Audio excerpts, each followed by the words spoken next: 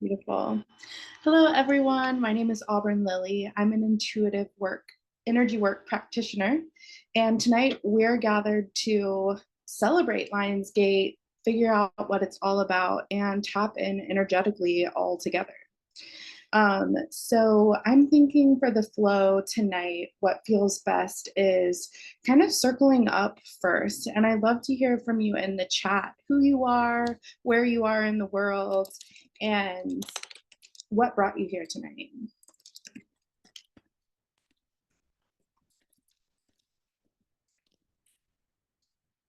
I'm going to start us out with a guided meditation once we're kind of all presencing ourselves here. And then I've created a slideshow to go into the more cognitive aspect of what this gateway is and how we can work with the archetypes of the energy that's available to us to manifest what we desire. So yeah, again, I'd love to hear from you in the chat, who you are, where you are, and why you're here, even if this comes later. Maybe just starting to drop into the breath,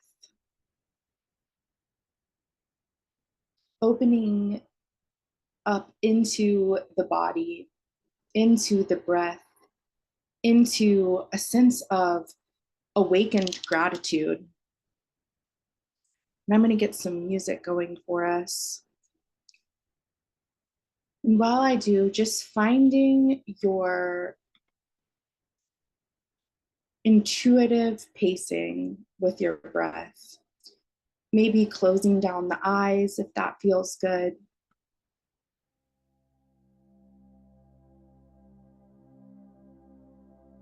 And as you breathe this sacred breath, let's ground down through the root chakra. And the way that we'll do that is by envisioning that at the very base of the spine, right at the tip, we have glistening golden roots that travel down, down, down into the earth.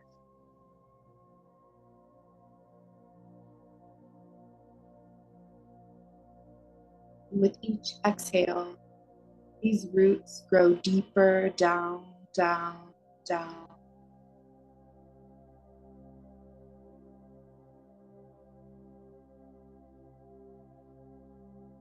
With each breath, these roots extend past mineral-rich soils, water reservoirs, the bones of our ancestors. Down, down, down.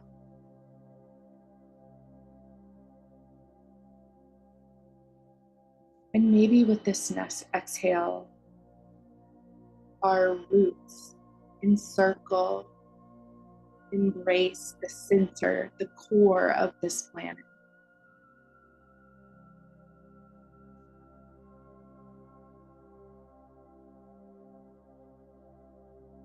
We begin to sense this thrumming heartbeat, this vibrant ancientness held here at the center of the earth.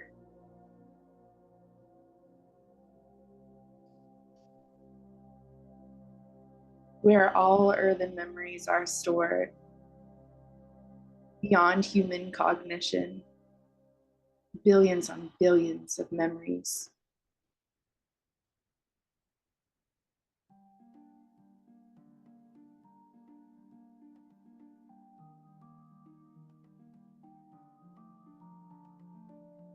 Breathing into this ancient earthen wisdom.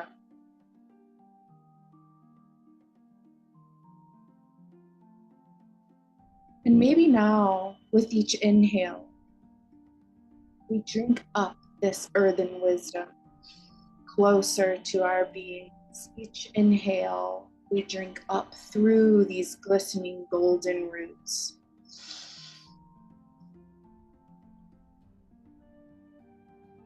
Inhale, this earthen wisdom growing closer and closer to us.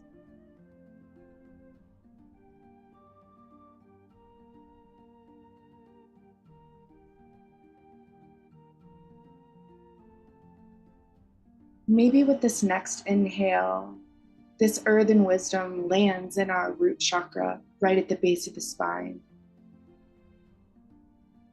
This knowing that we are held, we are supported, we are safe,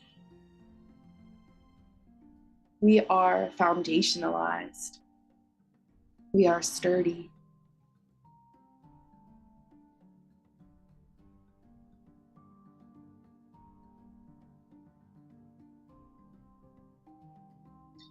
And with this next inhale, landing this knowing in the sacral chakra just below the belly button, this energetic womb in all beings, that you are divinely created and divinely creative.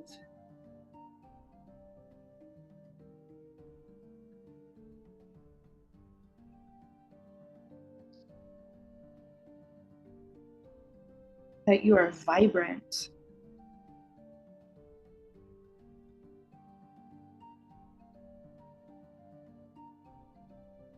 That you can breathe life into your dreams.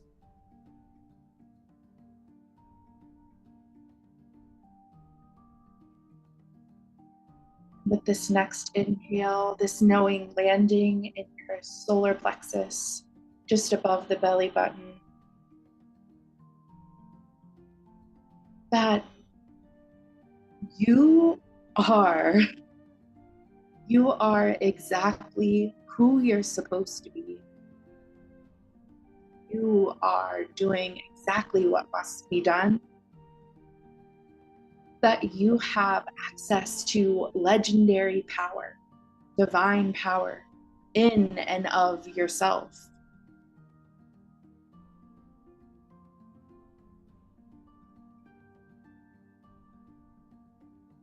That your will is an unstoppable and divine force. That you are a co-creator with all that is.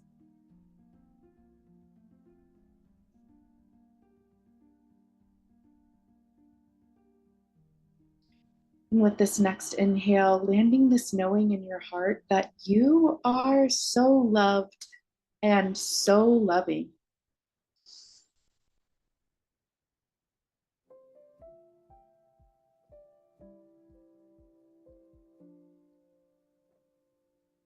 That love is the divine key to all.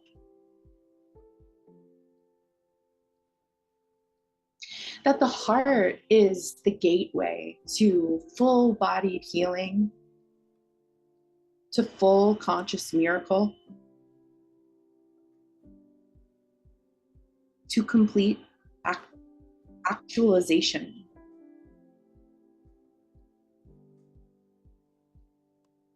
That even now, here now, your heart pumps this wisdom all through your veins, giving life to each and every cell, this knowing. That your electromagnetic field is radiant, powerful.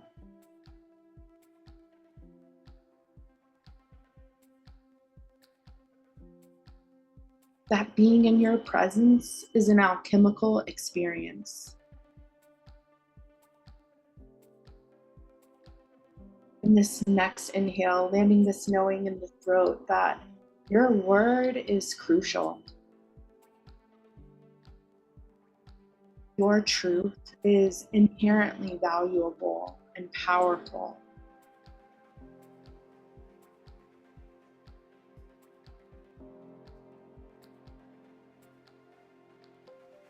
That the way you sound, the way you put words together is miraculous.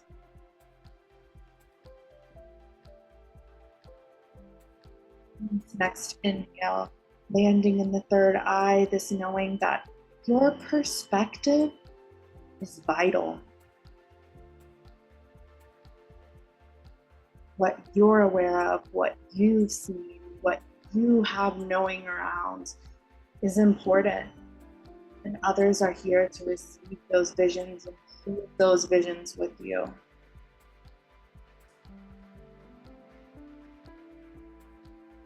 That clarity is available to you now.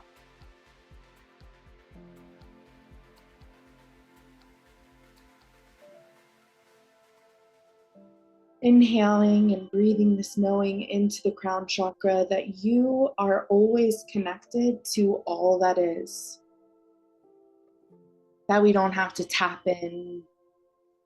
We don't have to overextend. That just by being, we have this innate connection to the divine. Feeling that cosmic gateway of the crown chakra open like a 1,000-petaled lotus.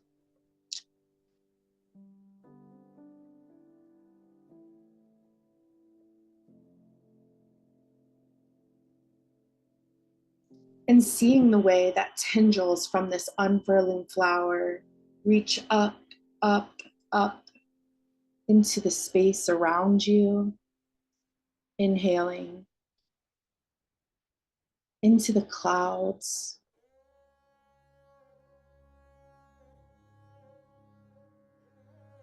Inhaling past the atmosphere and landing you among the stars.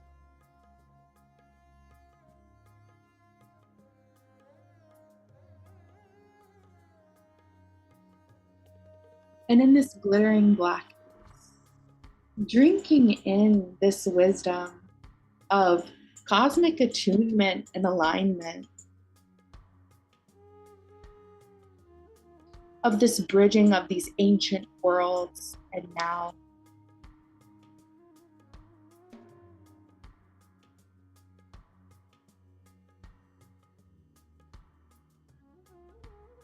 Bathing in this starlight, activating this knowing,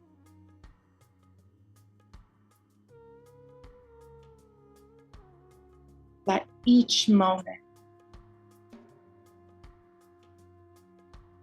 brings us closer to our dreams.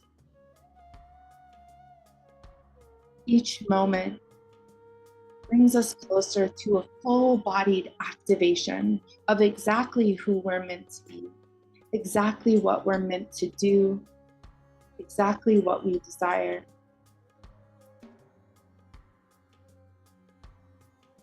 That we came here for a purpose, and that our divinely seated desires are clues along this path of unfurling into our destiny.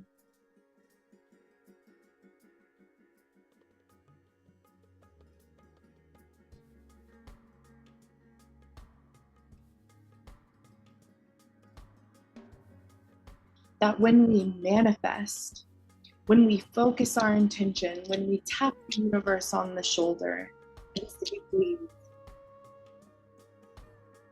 we are co-creating our destiny along with this starlight, this earth, our highest self, and all the powers that be, for the highest good of all.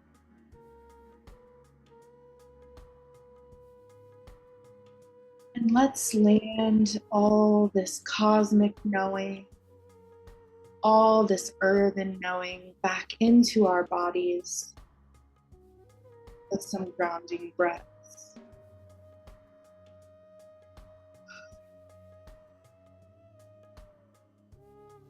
Each exhale, just bringing this knowing back closer to the body. Bringing this heightened awareness back down into our physical form.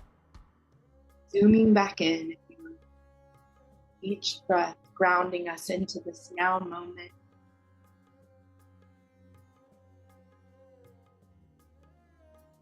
Like a waterfall of light down into the crown chakra. allowing yourself to be purified here, allowing yourself to be the pillar of light. Feel this light pouring in like warm honey, whether it's silvery or golden or any color of the rainbow, allowing it to wash over you, breathing it down, down, down into the heart. Maybe bringing a hand to the heart if that feels good. Maybe dropping the chin to the chest and breathing here.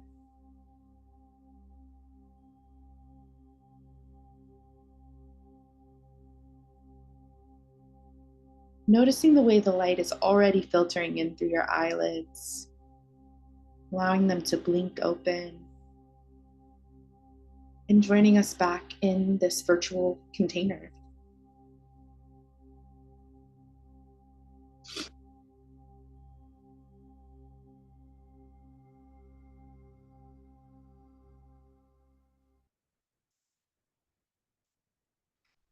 Thank you so much, everyone, for being here.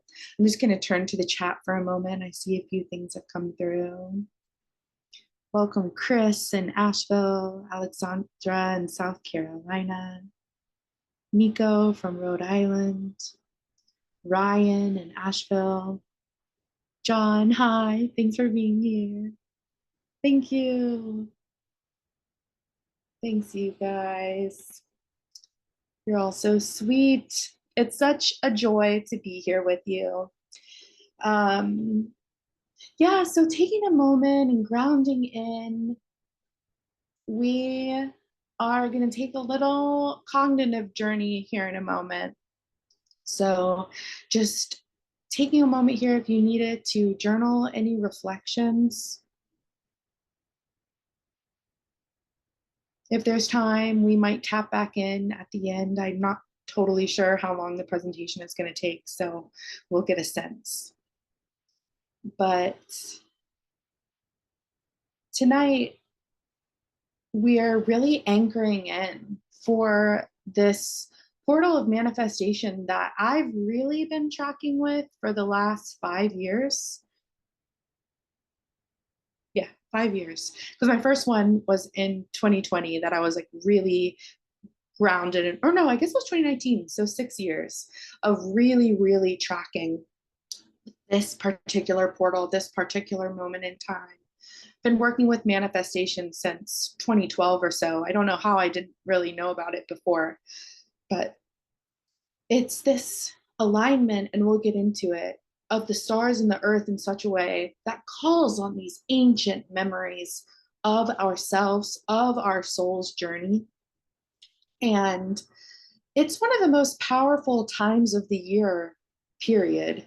But especially to really align with our desires in this way of our soul's destiny, what we're really here to do, not just what we want here and there for this physical material reality life that we're living here together. Obviously, we're all here on a spiritual plane too. It's led you here into this container and weaving all throughout different aspects of your life. But these are about the manifestations that we really we really sense are divinely seated, that we really feel we must receive on some level. So we're going to get into the cognitive aspect of things and understand why this portal is as powerful as it is. What archetypes are we working with? Hint, they are mainly in ancient Egypt. And then we're going to talk about a few different perspectives that I like to bring in, which are the specific numerology of this year and the specific astrology of this year as well. And this is all to set you up for the infinity portal tomorrow, 8/8. It's always the peak date for this portal. And This way, tomorrow, when you are living your life, whatever it is you have, even if you have to go to work or, really engage in the mundane, I encourage you to take some time for the sacred tomorrow and really recall on, if it's you listen to the meditation again or you just tap back into that feeling.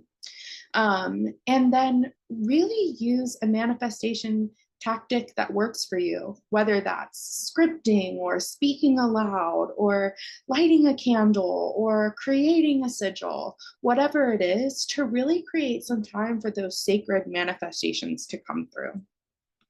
Okay, now that I'm done riffing, I'm going to get us set up for a screen share here, so bear with me. I always say one day I'll get more graceful at sharing my screen, but it's been about 5 years, so at what juncture will that happen? Not sure. Let's see here.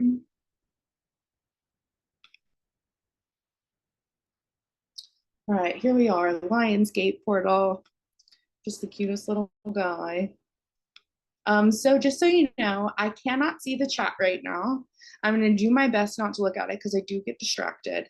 But if you want to drop in questions as we're going, anything that kind of stands out to you or you don't want to forget, you could also write it down in your journal if you're taking notes. But I will have time to answer questions after we get through everything. So I'll be happy to touch back in on anything.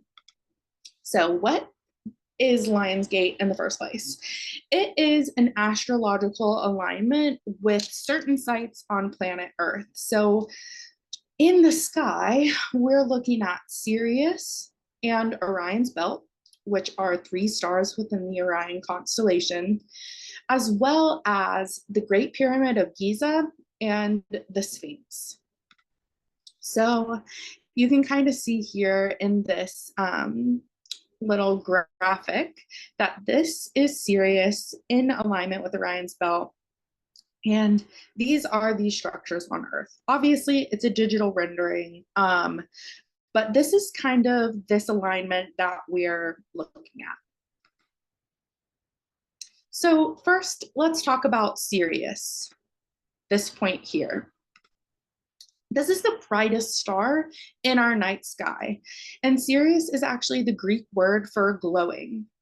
In ancient Egyptian culture, this star was heavily related to Osiris, the god of life, death, fertility, and rebirth, the masculine counterpart to Isis. Its return to the sky in Egypt also coincided with the flooding of the Nile River, which was mythically linked to Isis's tears over Osiris's death. While the flooding could be destructive, it also provided a major reset for the ecosystem, encouraging fertile soil and new plant life. This cyclical association provides deep meaning for Sirius, honoring the endless cycle of life, death, and rebirth, and beauty and duality. So you can see here that aligning with this particular star in its relationship to Earth, right? Because Sirius as an archetype always is. This star is always the brightest star in the night sky. But in this relationship, mythically, that we see with ancient Egyptians, the star becoming visible over the horizon always coincided with the tides rising. And this rising tide, this flooding of, sometimes the Nile is called the river of starlight. And I think that's so beautiful.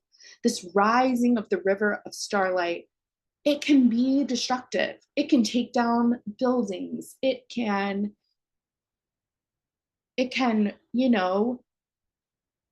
technically, I guess, like ruin crops. And yet it also enriches the soils and creates space for new plant life and resets this moment in time to a 0 point of stillness. And this relationship with Isis and Osiris, this duo that really represents the cycle of life, death, and rebirth, being so present in this starlight, in this basking, in this stargazing, in this relationship of human, earth, and sky. This is about seeing our place in a greater cosmic cycle, seeing that our perspective here on earth is not the full picture. That if we open our minds, we see greater patterns unfolding, greater cycles unfurling. So then we bring in these three stars of Orion's belt, Mintaka, Analam, and Alnitak, known as the Three Kings. It's thought that Osiris's coming was announced and facilitated by the Three Kings of Orion's belt. We also see a parallel between this story and the story of Christ and the three wise men. We can see through its symbolism throughout history that Orion's belt could provide a divine message that a new paradigm is on the horizon. This promise, if we look to this connection of Osiris is coming, of Jesus is coming, when we look at what the archetype of is of this, it's about the coming of a Messiah. It's about the coming of a new way. It's about the coming of a new love. And so we're looking at these cycles of life and death and rebirth, and we add this thread of some new paradigm, some new world, some new way available to us. And these stars aligning in the sky is one thing, right? These stars above the horizon, visible, able to drink in, bathe in that starlight, that's one thing. When these stars align with these specific places on Earth, it's a whole something else. So the Pyramid of Giza is one of the two places that these stars are anchoring into. The Great Pyramid of Giza is the oldest of the seven wonders of the world. It's thought to represent the primordial mound that spawned the existence of this earth. Historians also discovered that the pyramids often served as tombs and sacred sites. Though there's a lot of mystery to what's going on with the pyramids. It's possible that they've been used for many different things across many different eras of time. The pyramids are, obviously, the earth and the stars are much older, but even the pyramids date back farther than human cognition. Like, we can't fathom how far long ago that was. And these precise alignments really speak to the reverence that humanity has always held for the stars. It's no mistake that when Sirius and Orion's belt are visible above the horizon, it's in alignment with the Pyramid of Giza and the Sphinx, right? This was intentional. This was purposeful. So we have to look to why, to understand why would we put these sacred sites in alignment with these star systems. The Great Pyramid of Giza is only a few degrees away from being perfectly aligned to the cardinal points on this planet, north, south, east, west. Stunning. Once again, we see a connection to the cycle of life, the creation of Earth with this primordial mound that spawned the existence of Earth. Of course, this is dealing in myth again, but when we really see this like repetition of myth throughout human history, we really start to see, just the core of these archetypes that we're working with. So connection to the cycle of life and death with the essence of entombing, as well as true alignment. So finally, we come to the Sphinx. The Great Sphinx of Giza is a giant Egyptian structure that depicts a being with the body of a lion and the head of a man. Some see this as a joining of the lion's strength and the king's wisdom. The Sphinx has deep ties to Ra, who is Horus of the True Horizons. This is an archetype that sees the Egyptian sky gods Ra and Horus as two parts of one whole. So this is not the first time that we're seeing this theme of unity in duality, this masculine and feminine counterpart with Osiris and Isis, and Ra and Horus coming together as two parts of one whole. In this way, the Sphinx represents the power of becoming whole, and again, the beauty in duality. So here's a picture. The source is Britannica. I spent a long time trying to get it to where, trying to look for a picture that didn't have so many people in it. But here we are. This was the most clear shot that I could find of it. But just really kind of drinking this in, of this being the more modern understanding of what these structures looked like, but allowing yourself to soften the gaze as we drink in this image. And in this gaze, restore its ancient splendor.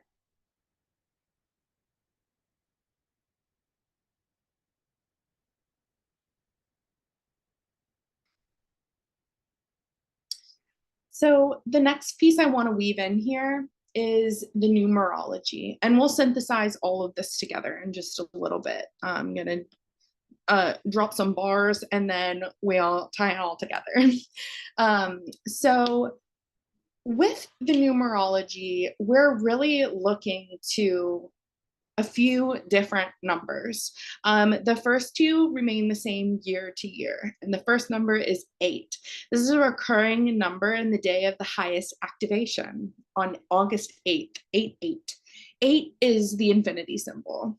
It is also known to represent abundance, power, and inner wisdom. And Lionsgate is known as the infinity portal. So when we're working with this portal as a manifestation facilitator and enhancer, we're working with the numerology of 8 through and through. So when we are thinking of what is it that we should be manifesting, what should we be calling on, this energetic of abundance, personal power, and inner wisdom. And it's personal power not in this like egoic humanoid way. It's personal power in this way of we are a reflection of the divine. We were created in the image of God. Whether you want to call that capital G God or you want to call that fabric of the universe God is 100% up to you. But we hold those same divine codes within our DNA, within our existence, within our soul. And so when we activate this personal power, it's in alignment as a co-creator alongside this universe itself. The next number is 7. And this is because when we're looking at numerology, we're always simplifying down to a single number or a master number. So 8 plus 8 is 16. So we don't just leave it at 16. We then do 1 plus 6 is 7. 7 is a highly spiritual number. It's thought to represent Kundalini energy, an awakening of the serpent within. This indicates personal transformation. So the Kundalini is the idea that at the base of the spine, there are 2 serpents. And when we are in our unenlightened state, our unactivated state, these serpents are dormant at the base of the spine, coiled around the root chakra and sleeping. And as we come into an awakening, come into our own personal activation, these serpents rise within us and then become active. They don't lie dormant again. Maybe they rest. Maybe we have to call on them again, but they'll never go into full dormancy. So if you ever feel that you're stuck in a creative rut, stimulating this Kundalini energy is powerful. And this can be done through breath work, Kundalini yoga, um, and really any kind of like Reiki, energy work, um, intentionality. And finally, the next number is significant and relevant to this year only, for now. I mean, it will come back around, but this number is 6. And this is because 8, the whole date added up, 8 plus 8 plus 2 plus 2 plus 4 simplifies all the way down to 6, which is the mother. This is the energy of nurturing and nesting. This is the rise of the divine feminine, making a home for ourselves in the new paradigm. Um, so I think that this is kind of like calling back on this like reactivation of this archetype of Isis and Osiris as equal counterparts of the same whole. You know, we've lived in a patriarchal society for a very, very long time, in terms of like, you know, modern human history. And I can see how it's possible that through this gateway and all of the dominoes that fall into effect astrologically, and I think we'll see those play out in real time in the world, we might see this kind of like recentering, not necessarily of a matriarchy, but a heterarchy, where you know the divine masculine and the divine feminine hold the center together, or that's the vision I'm holding at least. And the numerology speaks to this divine rising. I also thought it was significant here that this year, this is literally a countdown, but we're not to 3, 2, 1 yet, you know? So it's 8, 7, 6. The countdown didn't just start. The intensity is rising. We're about to get to 5, 4, 3, 2, 1, you know? So there's this kind of like, and we'll talk about it in the astrology. There's kind of this like moment of like holding our breath, you know, and regardless of, you know, any of your political affiliations or general social beliefs out there in the world, I know that you can relate to this sense that comes when we are in a time of when we find ourselves in a time like now, where there's this like almost like collective arrest of motion, where we're just kind of like, those of us who, you know, don't hold like any tangible role of world power are just kind of doing what we can in the outskirts to energetically support the vision that we hold. But there's this like holding of the breath to see where the chips are going to fall, to see how this is going to play out. You know, are we going to take this, you know, step into this new way? Are we going to fall back? Are we going to do this? And in the middle of this countdown, 8, 7, 6, we find ourselves in that like midway point. And I think from here forward, it's this trustful. And so I think next we talk about the astrology. So I have 6 aspects that I want to talk to you about. The first is Mercury is retrograde right now in Virgo. It will enter Leo, the sign prior to it, because when Mercury is retrograde, the planet is not actually moving backwards through the sky. It actually has to do with our perspective on Earth and the way that we and Mercury orbit the sun. It provides this time where it appears that Mercury is first standing still and then moving backwards because of the orbit.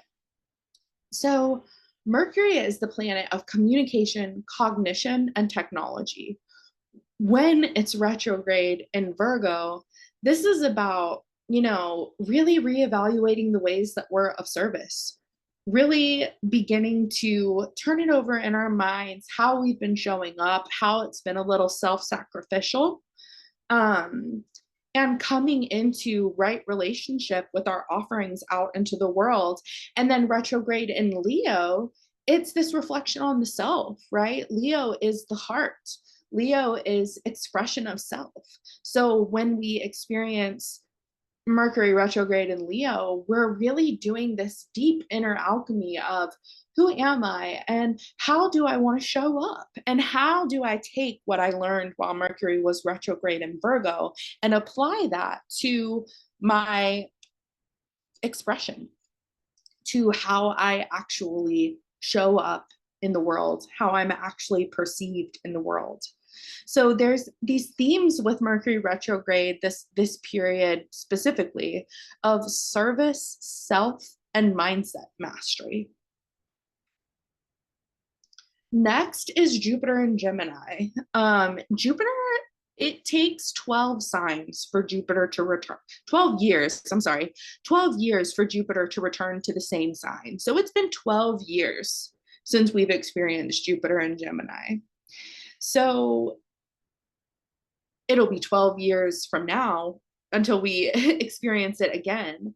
So in that way, it's so important for us to really lean into the sign that Jupiter is in and really work with this archetype for the year that we have, because Jupiter is the planet of luck, opportunity, and expansion. So if you are manifesting in any capacity, Jupiter is clutch. My mentor, Virginia Rosenberg, calls Jupiter the cosmic magnifying glass. Whatever it touches, it expands, it zooms in, it brings focus to. So with Jupiter and Gemini, Gemini is about mindset, information, and Jupiter being there, it's an expansion of consciousness. Jupiter remains in Gemini until June 2025. We've been living into this energy since May of this year. So we still have plenty of time with this archetype. But one of the beautiful benefits, I think, of the sign Gemini is that there's this constant integration of new information that really allows us to get unstuck, to become more flexible and fluid. So this is about allowing yourself to be adaptable. This year, Jupiter being in Gemini is ruled by Mercury. So if you want to get a sense of outside of, we're looking at mindset, we're looking at information, expansion of consciousness, if we want to get a sense of like more themes that we can focus on manifestations around, figure out where Mercury is in the sky. Mercury rules Gemini. So therefore, while Jupiter is transiting, Mercury is Jupiter's ruler. So the fact that Mercury is retrograde right now while we're talking today, and it just stationed on Monday, this means that even Jupiter is slowing down.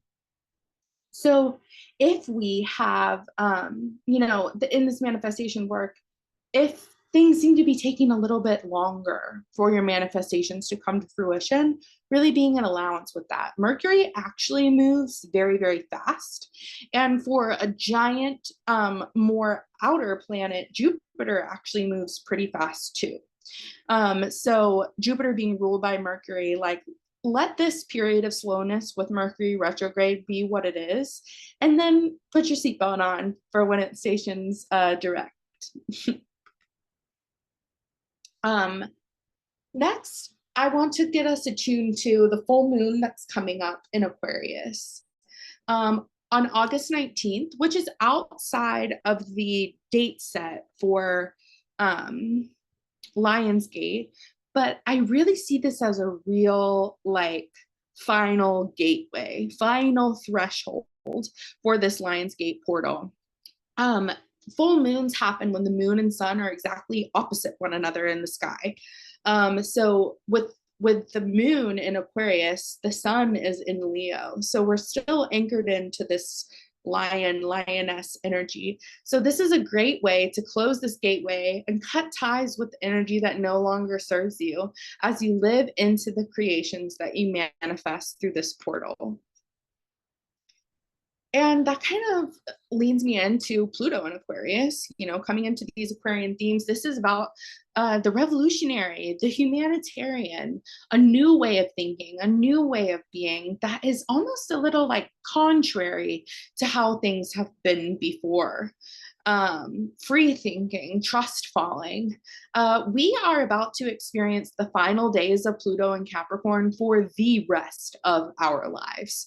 So these previous three astrological circumstances are more about, the present and the not so distant future. And these next three are more about these shifts that are kind of taking place like a little bit further out. So these final days of Pluto and Capricorn are September 1st through November 19th of this year. And then we are done with the Pluto and Capricorn energy for the rest of our lives. And right now, today, Pluto sits at 0 degrees Aquarius, which is in the astrological world, it's what's called an anaretic degree, which it's one of the most potent and powerful is 0 degrees and 29 degrees because they're right on like what some people call the cusp of a sign, right? And at 0 degrees, this is about the beginner. This is about the fool, if you're, resonant with the tarot. This is about like really having so much to learn and having like excitement there. Like we're not fully living into this Pluto and Aquarius archetype yet. We're just getting a taste of it. And then we're going to go back and we're going to close off this era. Pluto entered Capricorn in like 2006, right? We immediately find ourselves in a recession. We immediately find the housing market crashing. Like we've been dealing with this very heavy, stuck, sticky, burdensome, no offense, Pluto and Capricorn energy for like 2 decades. And now we're on the brink of, orienting towards solutions for for that experience, I really believe that this is, I think if obviously if you're here, you're like, you've got your foot firmly placed in the spiritual world. And you've heard, I'm sure everybody, I mean, I've been saying it for years, we're on the brink of a new paradigm, on the brink of a new paradigm. This is the new paradigm we all meant. Like, this is like what we're leading up to this fall. And for the next 20 years, this is the era that we're talking about from this earth age into this air age, like really landing there. So yeah, we're entering this new paradigm. Make final arrangements. What do you need to cut ties with? What's no longer working? What's too heavy to carry with you? Lay it down. This is the perfect portal to start that work. And then, if September 1st and November 19th, you start to realize, hey, I'm back in this heavier energy. I'm back in this old cycle that I thought I was done with. This thing is coming back up. Allow yourself to reckon with it. Tie it up with a nice, pretty bow and send it along its way, I'm not saying that if we're still dealing with something on November 20th, 2024, that we're going to deal with it until 2043. But this period of time, September 1st through November 19th, is another really powerful portal. And at the beginning of this, I kind of was like, oh yeah, September 1st, that's so far away. But it's just struck me that is next month. I think when I like envision where we sit in the calendar, my mind is still like back in June. It's less than a month away that we experience Pluto and Capricorn once again, and we really tie up these loose ends. So Saturn has been in Pisces for a little while now, but we still have a little bit of time with it. Saturn moves a bit slower than Jupiter. And this is an era of architecting our dreams into physical reality. What supportive structures are needed for your dreams to exist in this world outside of the womb that is you? Saturn is like this loving elder who's strict but wants the best for us. So I'm an Aquarius, so Saturn is Saturn rules Aquarius, and I have a Capricorn stellium, and so Saturn rules a lot of my placements. So I might be biased, but I really turn to Saturn anytime I'm manifesting anything, because if it's not in alignment, I don't want it. And one thing about Saturn is it will kick to the curb anything that's not in alignment. I think Pluto too. So if you're calling on any planetary archetypes to do any kind of specific work for you, calling on Saturn for like laying the foundation, laying the track, keeping us on track, keeping us, you know, laying the guardrails for whatever it is that we're shooting for, can be a really incredible practice, because I don't want to manifest something that's not for me. And Saturn really helps me do that work. So I kind of wanted to place that here. This is a bit further out, but Saturn is in Pisces until May of next year. And then it does its first stint in Aries since like 30 years ago, basically. So for a few months next year, we experience Saturn in Aries, and then it retrogrades back into Pisces. So we'll have kind of where Pluto's doing this dance and we have this opportunity to like tie up loose ends. The same thing will happen with Saturn next year. And if we keep weaving together, I'll definitely do some workshopping around that shift. Same with Pluto and Aquarius, actually. So yeah, the final piece here is the lunar nodes. We are in the final months of the Aries Libra activation. I think we're in the final third. So it's like the home stretch here. In January 2025, the North Node moves into Pisces and the South Node moves into Virgo from Aries and Libra. So you might notice if you're, privy to the zodiac, the lunar nodes move backwards through the sky. And so from our perspective here on Earth. And so the lunar nodes are actually these ephemeral points in space, not actual planets that orbit anything in particular. These lunar nodes are actually these places, these intersections of the sun and the moon. So the moon orbits us and we orbit the sun. The sun's apparent path through our sky is called the elliptical. So the lunar nodes are the place where the moon's orbit and the sun's apparent path intersect. And the north node is where the moon rises above the elliptical, and the south node is where the moon sinks below the sun's elliptical. And so this shift from Aries Libra to Pisces Virgo is from self-healing, and I'm going to say like self-centeredness is something that I wrote with Virginia. Not like selfishness, though I think sometimes in its shadow, that's what it is.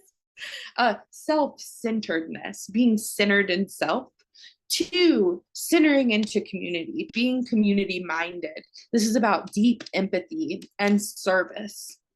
It's about priestessing, So this is another piece where I'm like, this is the divine feminine rising, 100%. And the lunar nodes transit signs in about 18 months. So we'll have about a year and a half to soak up the energy of the North Node in Pisces. And these are destiny points. They show us like what collectively we're shooting for.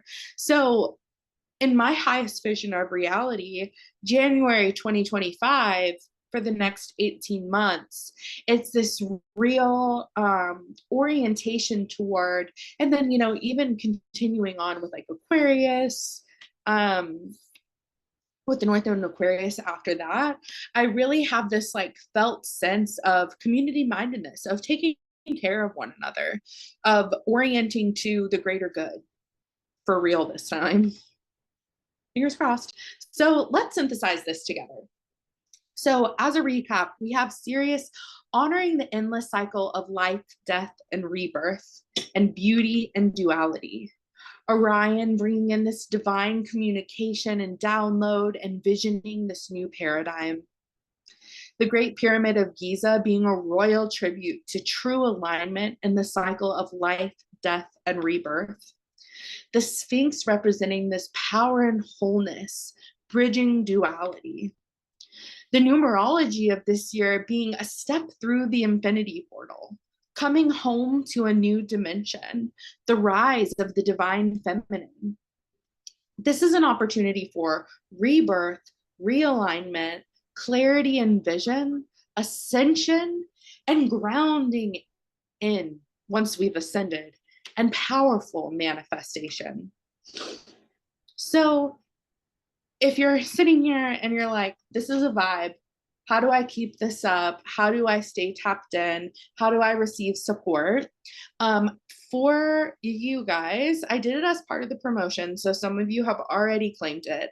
But for you guys only, I'm offering a 45-minute astral code session for only $55. So my usual sessions are 60 minutes and $111. So it's a deal. So we can look at how does this portal activate your birth chart? And I mean, honestly, like if you go to book like right now, we're obviously going to meet after the Lionsgate portal. So it's like, how do we anchor in to your manifestations, right?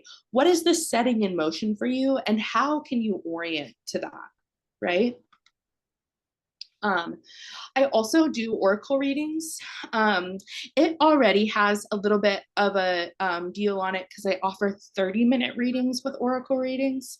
But I use the animal spirit oracle. So once again, we're working with like tangible archetype, right? Instead of, you know, an encoded, you know, even astrology is a bit of a coded language, right? Like once you learn it, you know it. But with the animal spirit oracle, I find it just a little bit more accessible because like everybody pretty much knows what a cheetah is and has some idea of what that card might mean.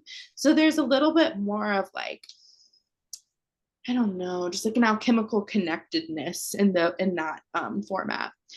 So what is actively manifesting for you and what integrative practices would support you in bringing those gifts forward?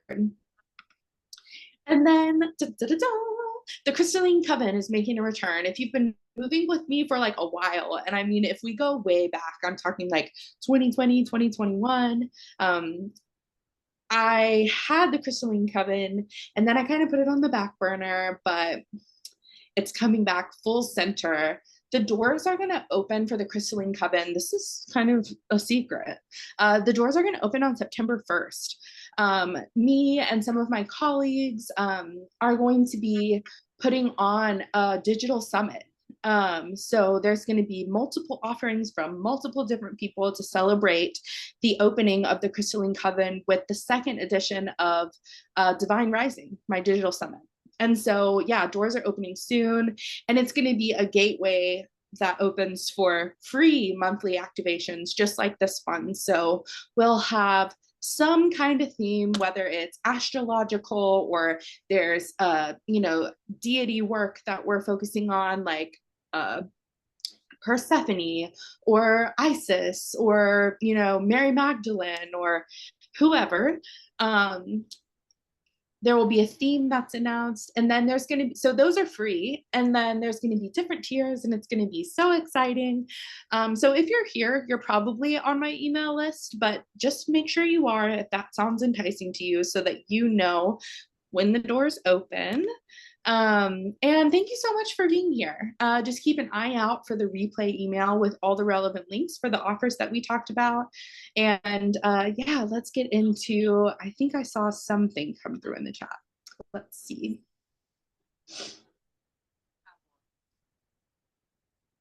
Here I am. Awesome. Oh, that's so funny. What the message is a direct message from my partner of my dog sleeping in bed. That is so cute.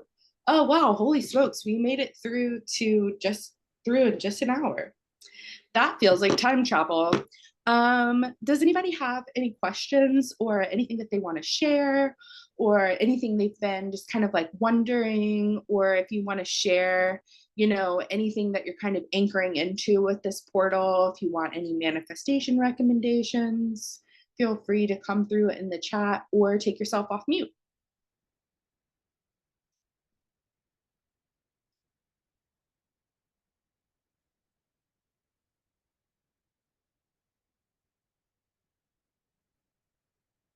Thanks, you guys. I guess I wanted to say I was able to catch the last like 10 minutes here, and I know that this is recorded, so I was gonna do some manifestation and like journaling tonight for the Lions portal, and so I don't know when we'll be able to like go back and look and listen back to this, but I would love to listen to the full thing, so I apologize I was late.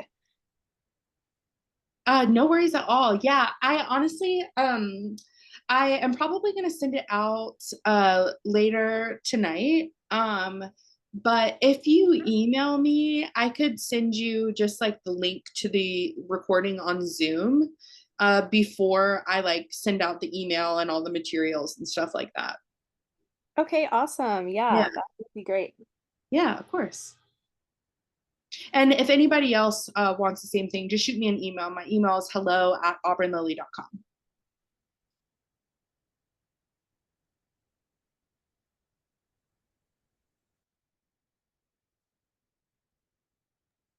Thanks, Auburn. This was so lovely, and I can't wait to re-listen and just like contemplate the slides and go into more into like the Egyptian history because it's so fascinating. So fascinating. Oh, I have so many thoughts, but to be concise, I guess my question is, like, do you have a favorite creative practice? And do you feel like, especially, these times that we live in can be so busy. And like you said, like, I think taking a breath and just like really tapping into the energy is so big. Um, but when you like, especially like when you're feeling short for time, do you have like a favorite thing that like gets you in that creative energy? And like, how do you see that creative spark is related to your manifestation work? Yeah, that's such a good question. Thank you so much for bringing that forward.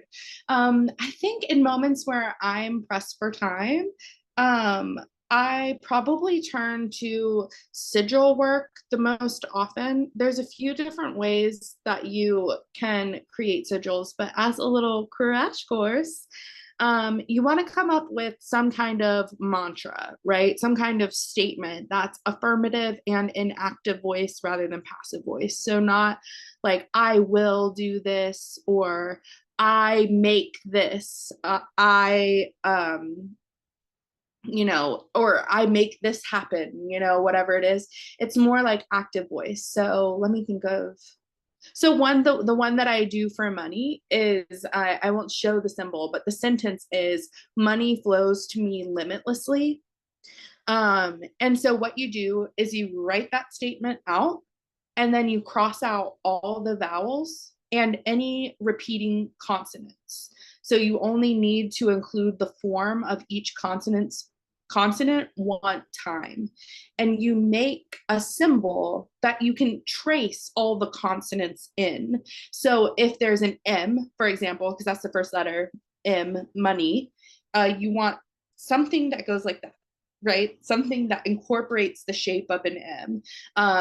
The next one's N. So N is incorporated in that M shape. I hope this is making sense. So if this is M, that's N, right? So that's both right out the gates. So if we want to incorporate a Y, maybe we just draw a line down from these two fingers, right? Let me know if I'm making sense. Sigil work is a little bit hard to get into That without does. a visual aid. Okay, uh, so you create the active voice affirmation, you scratch out the vowels and any repeating consonants, and then you create symbols make based a symbol, yeah. with all of those letters. So it can be in any direction. Like it could be like the my thing is on. Yeah, It I could see be it. like the N is like this, Yes. and then the Y is like upside down. It doesn't Yes, matter, right? Like exactly. it could be any shape. Okay, cool. Exactly. I love Yeah. that. And then And when so once you have it, draw it everywhere. You know what I mean? Put it on your whiteboard. Like I'm saying, when you clean your mirror, you know what I mean? Like wipe it into your mirror. And then when you're on the go, you can just scratch it onto a piece of paper, like draw it really quick, and light it in a candle is a great way to activate a sigil. Be careful not to burn yourself. Like use tweezers if you're, feeling it. Water nearby if you're like nervous. But I think that's like my number one way to like quickly just get that on its way. But then, if I have a little bit more time than that, I just journal. And I just journal about what I would like to have happen as if it's already happening. So, maybe I should let myself like more classically journal, but I really do not. I really don't write about anything like negative. Instead, I talk about like the highest outcome of it. So, like, if I'm feeling really anxious, I write like, I feel so, I welcome so much ease and um, flexibility and peace into my nervous system and body. Um, if I'm feeling like I need to generate some like cash flow, I'm like, making money is as easy as breathing, you know? If I have a disagreement with somebody, I'm like, it feels so good to speak my piece and to be heard, and for these communications to really play out in their highest alignment. But I would say that those are like my two number one forms of manifestation. Sometimes I'll do like little charm bowls, like fill a bowl with water, float a tea light in it, because if you don't know, now you know, tea lights float. Add like herbs, like floating in the water, and let that tea light burn all the way down. Um, those are like my big three. I'm probably like a sigil sun, scripting moon, charm bowl rising. I love that. Thank you so much for sharing all that magic. Yeah, of course. Beautiful. If anybody else has any questions, just let me know.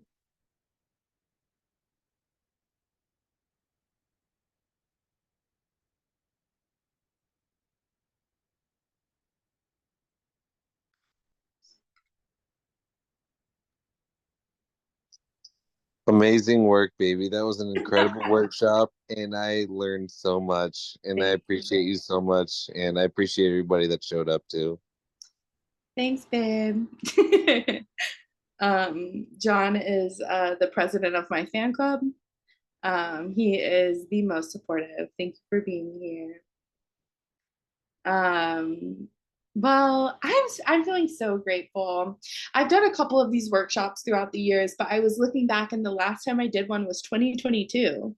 So that's a while ago now. I mean, only like two portals missed, but or no, one portal missed, but still, it was really nice to like revisit and kind of like tap back in and orient myself as well. So thank you so much for being here. I will, Michaela, um, if you haven't already, please shoot me an email so that I don't forget to send you this recording right away. Thank you guys so much. You are so kind, and I feel so grateful to be connected to each of you. And yeah, I'll get the recording out to you guys ASAP. And I'm just sending so much love and visioning your visions alongside you, dreaming your dreams alongside you. I believe in you, and I believe in us, and I believe in magic. So here we are. All right, love you guys. Have a beautiful night and happy Lionsgate.